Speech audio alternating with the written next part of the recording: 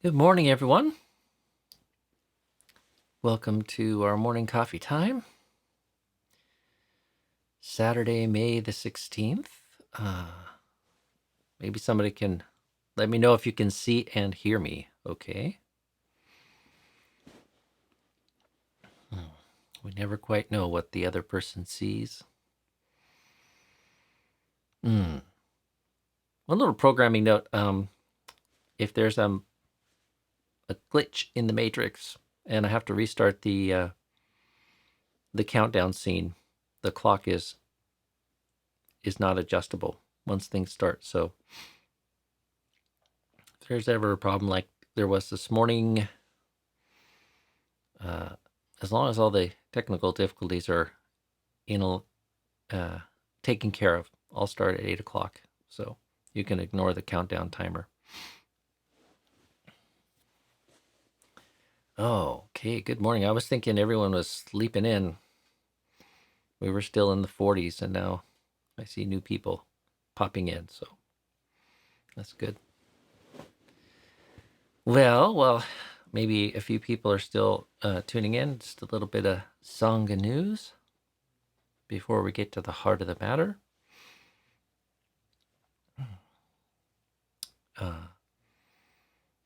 Once again, before we did the Birkin retreat, I was doing some Saturday afternoon Q&As and a reflection. But I'm gonna leave that aside for now, as we have these daily morning streams.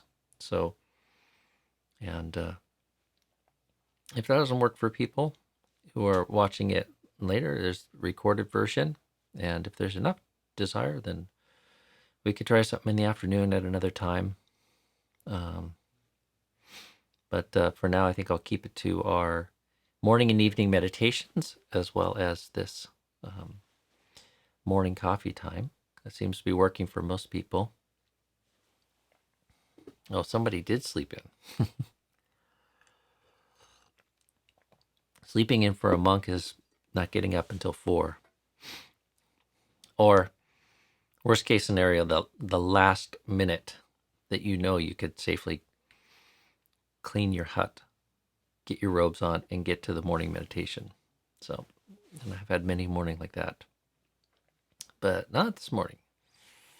Woke up very nicely rested, well before 4 o'clock. So anyways, no Saturday afternoon live stream today. Previously, I had scheduled one before the retreat started, thinking we'd resume those, but those are on furlough for now. Oh, good. Adil is back. Also, for those who weren't here yesterday, there's a bhikkhu ordination happening at a Baigiri, so you might tune into that. It's interesting, but it's a slow pace live stream broadcast. It's not the most scintillating thing to watch, but for those of you who haven't seen a bhikkhu ordination before, it's interesting, and there's some nice parts to it. The formal induction of somebody who's been training for a couple years into the bhikkhu sangha, something we take quite seriously. It takes a lot of preparation. So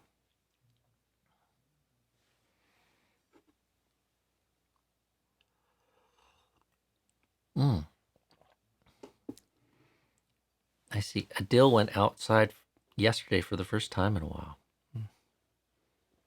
Meaning outside your home, or? I hope you've been outside the home, but I think you mean you went out somewhere else. So I think many people did. In fact, I was out on a walk on the trails next to our monastery here yesterday and ran into a good friend who lives here in White Salmon. And she said it was first time out on her mountain bike in a long time. So, it's important to get that sunshine, fresh air, and connect with being out in nature. I think it's a healthy part of being a human being. And not just doing nature. So often we can be out in nature and the mind is completely locked in the world of sankharas, being, doing, getting, becoming. To truly be in nature is to step outside of that. So, and enter a sense, a spaciousness of just being there, present, listening, receiving. So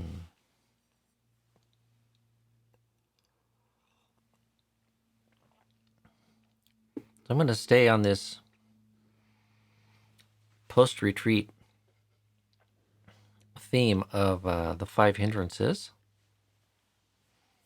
And first question, as yesterday, was, did you remember?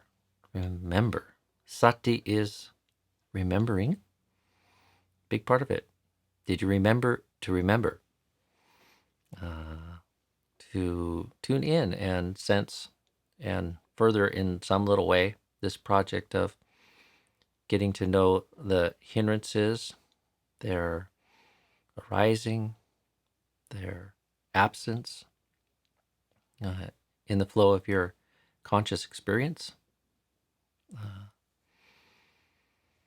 Some sort of sense of how they arise, how they cease, when they arise, when they cease, how it is that they affect the mind, and how it is that their absence feels and affects the mind. So,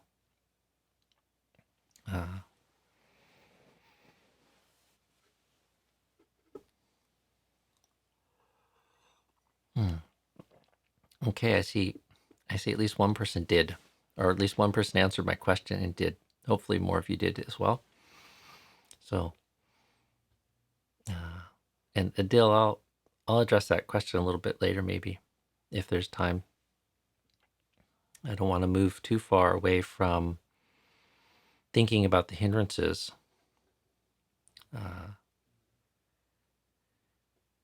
We want to be training ourselves to be contemplatives at the risk of being boring. Repetition is important. And I think a fatal flaw that many people make approaching the teachings is they too quickly think that they have them figured out. Some of the teachings are very simple. Intellectually, maybe not all that stimulating. And I know myself and many of my friends sometimes go through phases where we get a little obsessed with that which is intellectually stimulating in the teachings. You find little discrepancies or little nuances in the teaching, which intellectually can be very interesting. But that's not really the point of the teaching. It's a human teaching trying to speak to our human experience of suffering and our longing for goodness. And we move too far away from that deeper sort of purpose. We're missing the heart of the practice. And we really need to train ourselves to be contemplatives. And part of my motivation for doing this and doing it every day is I think socially we need good friends to remind us again and again, or to create the opportunity to return again and again to themes of Dhamma, themes of practice. What does it mean to contemplate something? This is a question that comes up for people sometimes. It's not merely, it's to penetrate beyond a kind of surface recognition. And a lot of what we do is that kind of level of remembering, recognizing, noticing patterns.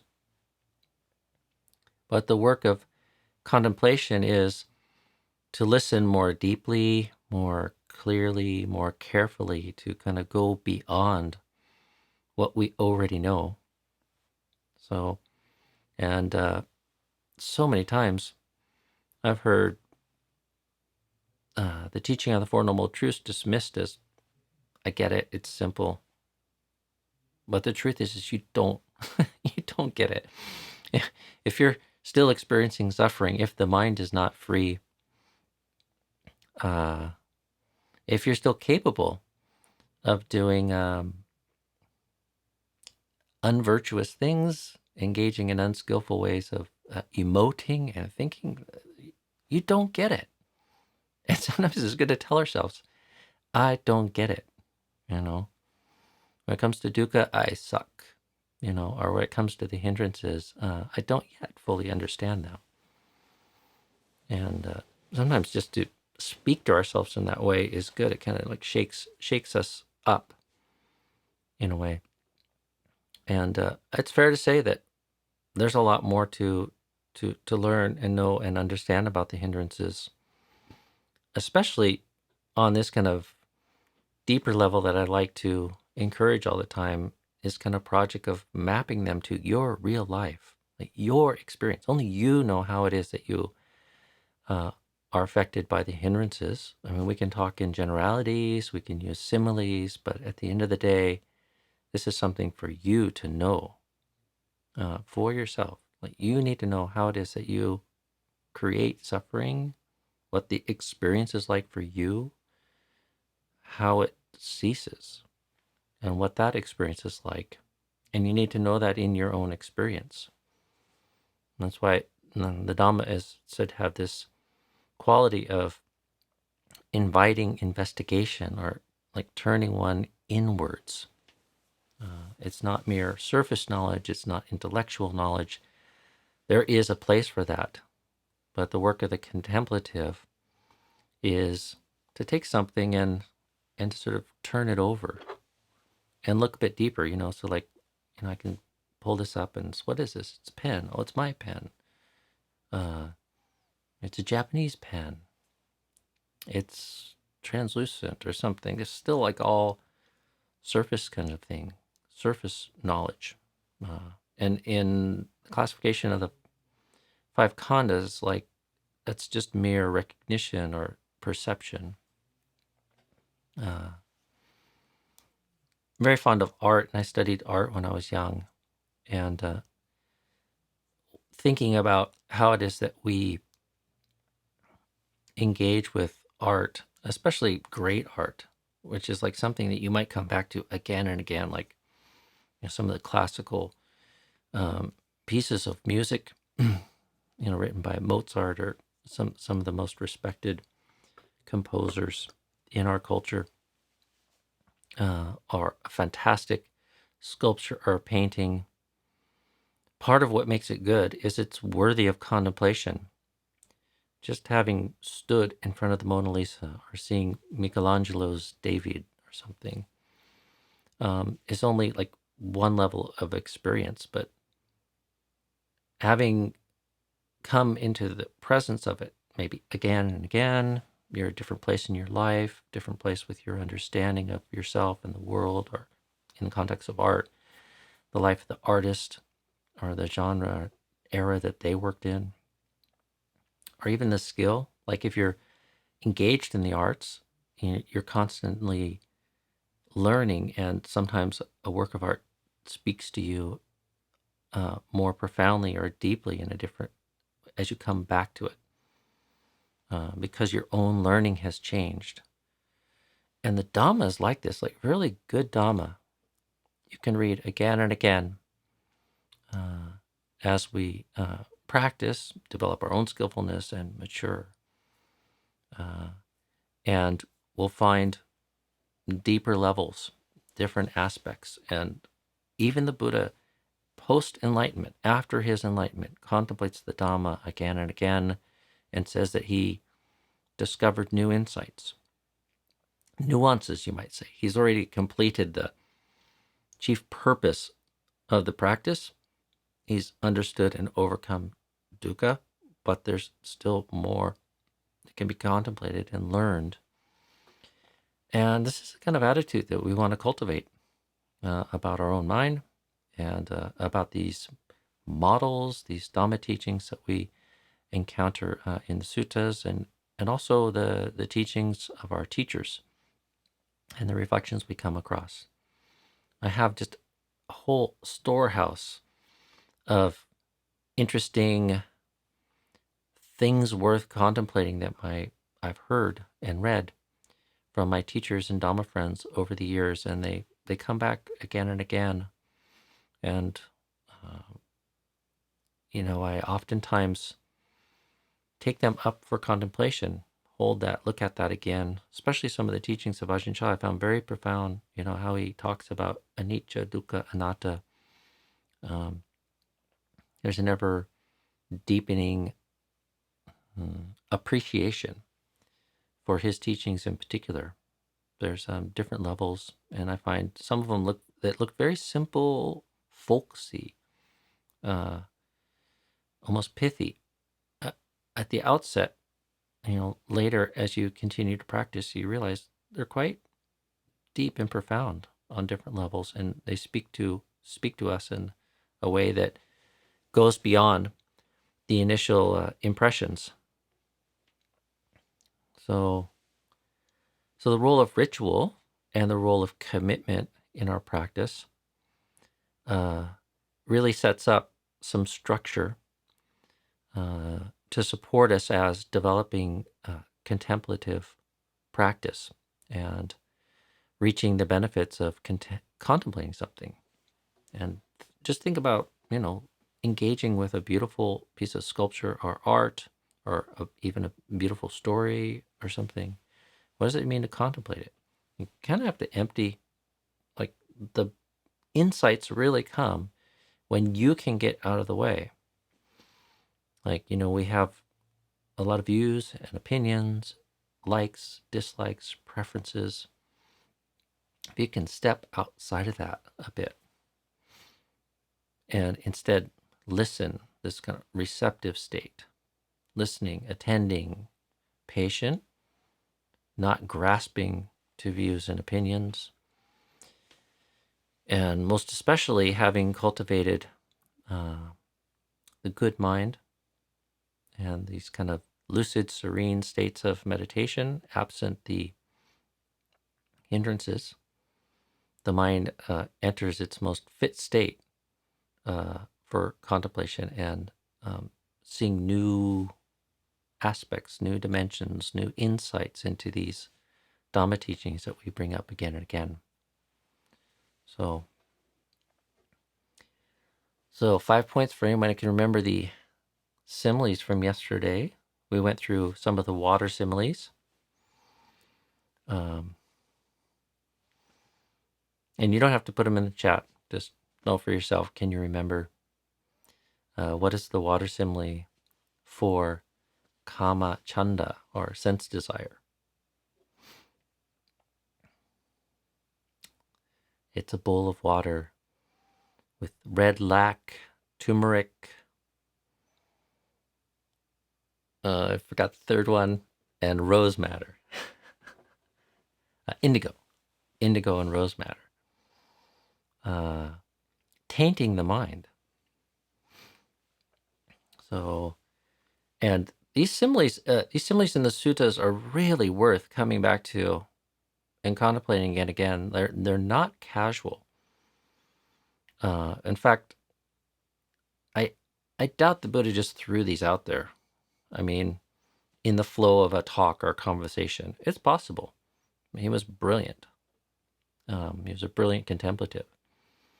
But if you come back to these again and again, I mean, you see, like, they don't seem accidental. They seem very well chosen and structured sometimes. And so it's worth taking time to revisit these and to contemplate them. And don't just get beyond this sort of like, yeah, I know. It's like, I get it. Bowl of water, pure, disturbed this way, disturbed that way, disturbed this way. And my mind is very much like that. I'm kind of interested in a macro understanding of things, and I have this tendency just to try to read for the gist. And I'm impatient, you could say. And so this is a big project for me, learning to be a bit more patient and contemplative and sit with something, and also talk myself out of the delusion that I know it. Because Remember Ajahn Sudanto's encouragement. How do you know that this is working? You will feel different. And in particular, you will feel at peace. You will feel joy. You will feel free. And if you don't, then you don't know it. Not in the way the Buddha knew it. Not in the way that arahants and accomplished practitioners know it. Uh, so that first one, various dyes in there. I mean, maybe we don't know some of these. Like, I'm not quite sure what red lac is. I know what turmeric is. I used to paint with rose madder and indigo paints. I have a sense of those. I can visualize when thrown into water how those work, effects they have. Um, one thing that came to mind to me, these are spontaneous and unscripted interactions that we're having here, but oftentimes ideas come to me in the morning when I'm doing walking or sitting meditation. And one thing that popped into my mind this morning, thinking about the water similes, was actually sort of a simile of wearing rose-colored glasses. So this first simile for kamachanda, which I think oftentimes we don't connect with, like we don't feel like we're greedy. Doesn't seem like the mind is really colored by sense desire so much of the day. But part of that is because we're just so used to it. It's like walking around wearing rose-colored glasses. And you don't know it. You need, and part of the reason why we put forth effort and cultivate our meditation is to purify the mind and give some contrast so that we can then start to sort of notice the effects of these. And maybe at some point it gets intuitive. We can even sort of feel the effects of some of these hindrances, especially anger, ill will, restlessness, remorse. We can feel that sort of bubbling in us sometimes, has a certain energy to it. Doubt has a certain energy to it and affects the body in certain ways. So it's not all just, I'm going to contemplate this, or is this absent, or is this present in a very formal way. I mean, it's the whole body-mind experience we're looking for here. But this first one of like, it's nice to contemplate. How is it that kamachanda, our relationship to the sense world, and in particular sort of sense desire, is tainting how it is that we see ourselves and others and the world. And what we need to do is we need to remove that taint, at least temporarily, so that we can be able to sort of study it clearly. So through the magic of video, I'm going to remove the rose-colored glasses right now. So the whole video, you've been watching me through rose-colored glasses. And some of you probably didn't catch that, but I just took them off. I can put them back on and take them off again. Maybe you saw it. So how many of you watching this when you first tuned in thought, Ajahn looks a bit rosy. Ajahn looks a little pink. Not at all, because we, hedonically, we just adjust to these things so easily. We don't see it. We need some contrast, and we need to be clearly kind of attending to sort of see that. So I've always been interested in photography. And one of the things you learn early on in color photography is that white is not white. There's something called white balance in photography. And this would be news to people who haven't studied videography or photography, but the color that we perceive as white is like this kind of vast spectrum. Sometimes it's more blue, sometimes it's more yellow, red. I mean, even as the sun comes up, it changes the color of light that we're receiving from it, due to the atmosphere and the angle of the sun. And papers and everything that looks white to you is a white, but it's not all the same. And it's not till we have some contrast or something that we kind of notice it. And so there's this thing in cameras called white balance. And you get something that's close enough to white and you tell the camera sort of, okay, let's pretend that's white, based on the quality of light that we're experiencing right now. So,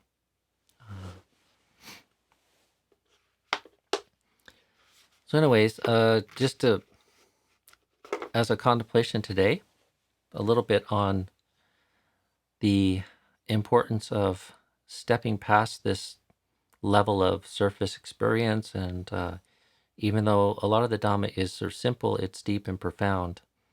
And to get to the heart of it and to really transform ourselves, we need to be contemplatives. We need to be patient. We need to dig deeper. We need to learn to really look and listen deeply and clearly to our experience. And again, go back and revisit these teachings, and map them to your experience with all the mindfulness and clarity that you can develop. So through the application of our practice. So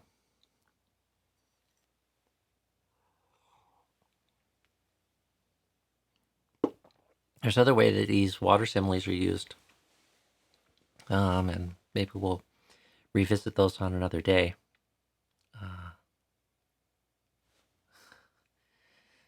Okay, well, we're going to wrap up pretty soon, but let's look at the comments here. There's been a lot of activity that I haven't been able to follow, and apologize for that. Don't mean to be so long-winded. I don't think we have time for Skype today, so I should turn that off.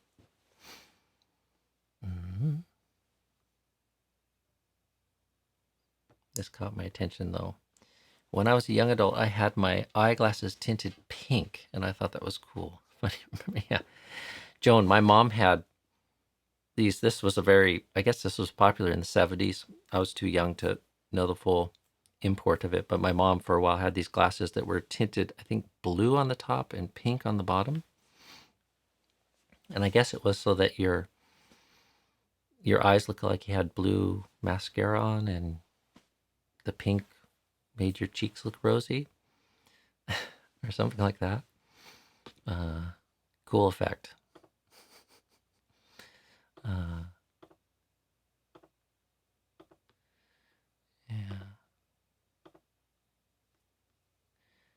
So let's see. Yeah, I'm thinking to come back to some of these similes again and again, and some of the suttas around the hindrances. A few different ideas, but we really need to keep working on our own language of these, and revisit these similes and try to integrate them into our practice of awareness, so that we get fluent with this. We really know these things. And how do you know it? Like, you know it when you're able to understand how it is that it arises and how it ceases. And it is profound, it's subtle, and it's deep, but it's not beyond us. It doesn't take a great intellectual understanding. It takes practice, and it takes the willingness to tune in again and again, to listen, and to learn how to grow out of these habits that are obstructing those positive states of mind that we were talking about yesterday. The 7 factors of awakening. So I'll leave that for everyone's contemplation today, and maybe tomorrow I'll try to leave a little more room for questions and whatnot. Like, Adil had a very interesting question here, and it does somewhat relate to it, Adil. But the short answer is, it's a little theoretical. So he was asking the difference between bhavanga citta, which is a commentarial notion of the mind, and the pabhasra citta. And both of them are either commentarial or somewhat away from what I consider the heart of the Dhamma. So it's not something we necessarily need to worry too much about, but interesting question.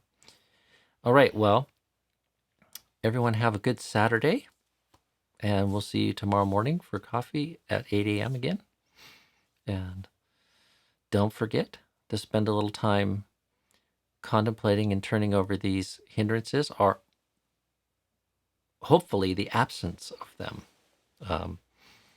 To contemplate them, you don't want to welcome them in to linger. We do want to get rid of these things. We do want to resolve these things as they arise and we notice them. So have a good day. We'll see you all tomorrow morning.